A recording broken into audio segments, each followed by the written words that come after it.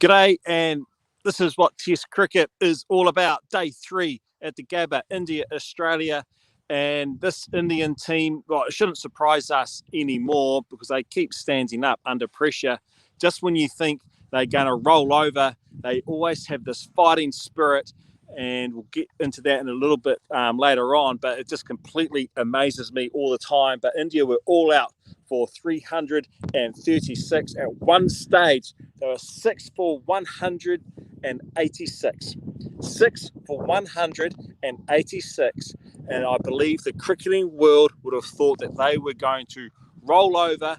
And I bet you the Australian bowling attack thought they'll finish off the tail quite easily, because all the talk was the experience is at the top of the order. The runs need to come from the top. And if they don't, they're going to be in trouble because of the inexperience in the middle to lower order of India. So at 6 for 186, you would have thought that they would fallen down like a deck of cards that came to the crease. Washington Sundar, the age of 21, Shara Thakur, 67 he got, Sundar 62.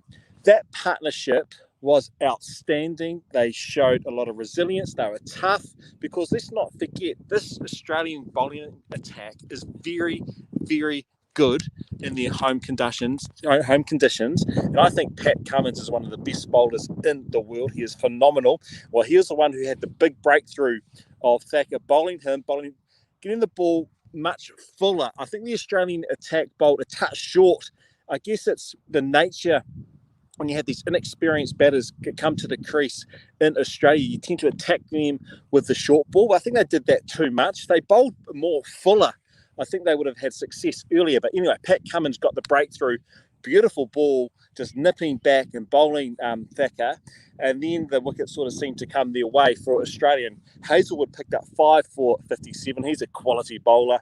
Lyon only's picked up 1 wicket in the innings. In Sydney, I thought Lyon was really going to step up for Australia, but he's just not sort of getting the wickets that he would like at the moment. There's still a little bit of turn and bounce there for him. Stark picked up a couple of wickets. So Australia ended up with a lead of 21.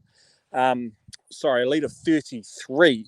In their second innings, Australia are 21 with Warner on 20 not out. So it's going to be a fascinating day's play tomorrow. How aggressive are Australia going to be in this session tomorrow with Warner? He looks like to have an aggressive mindset, and because they're going to want to get a total where they have the ability to bowl and have enough time to bowl India out.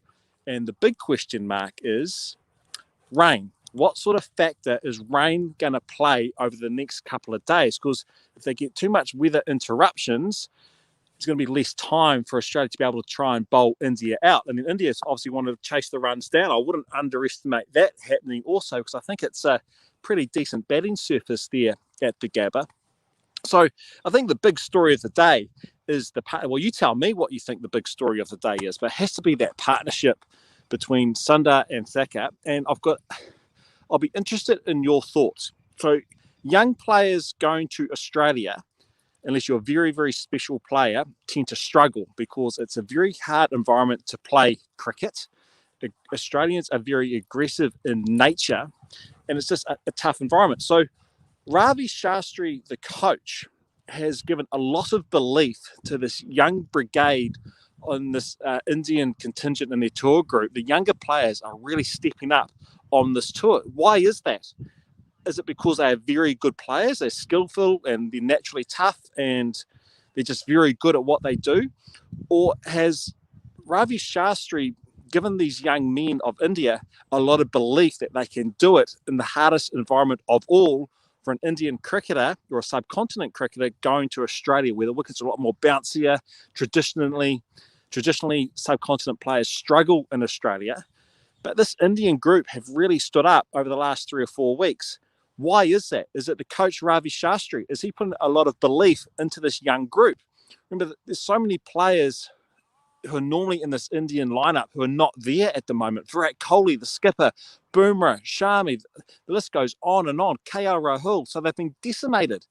But somehow this group keeps standing up. Look at the players there. Ashwin, he's not playing this test. Jadeja, he's not playing this test. Vihari, he's not playing this test. So it's almost over half the team who are normally there are not playing. So why are India playing so well against one of the best teams in the world with a bowling attack, which I believe is one of the best bowling attacks Australia has produced? But this Indian team keeps stepping up. Is it Ravi Shastri? I'll be interested in your thoughts and your comments on that. But anyway, that to one side. India tomorrow are going to need early wickets. And they're going to have to get Warner out early. He looks like in an aggressive mode. So they can get wickets and try and restrict that lead as much as they possibly can. And they'll back themselves to chase anything down if the wicket stays true and if there's enough time. Because this Australian bowling group, well, they're at the back end of the summer and they have bowled a lot of overs. So it's going to be interesting to see how they stand up at the back end of the test. They are quality, though. They definitely are quality. So very important session tomorrow, the first session, as it always is on any day. So let's sit back and enjoy the cricket.